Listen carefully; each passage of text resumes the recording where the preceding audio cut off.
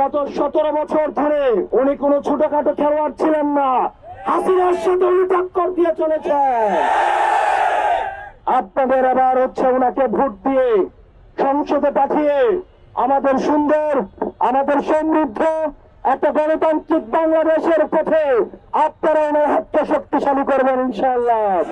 প্রিয় মোহাম্মদপুরবাসী, আমরা আজকে ইতিহাসের সন্ধিক্ষণে দাঁড়িয়ে আছি। আগামী 12 তারিখ যেই সংসদীয় নির্বাচন অনুষ্ঠিত হবে, সেই সংসদীয় নির্বাচন ফ্যাসিবাদ এবং গণতন্ত্রের মধ্যে রূপরেখা টেনে দিবে। সেই নির্বাচনী ফলাফল আমাদের আধিপত্যবাদ থেকে মুক্ত হওয়া রূপরেখা টেনে দিবে। আমাদের বিগত 3টা নির্বাচনে আমরা দেখেছি দিনের ভোট রাতে হতে, আমরা দেখেছি বড় মানুষ এসে ভোট দিয়ে যেতে, আমরা দেখেছি ডিসিএসপিদেরকে সাক্ষী রেখে এসআই কনস্টেবলরা ভোট দিয়ে দিতে।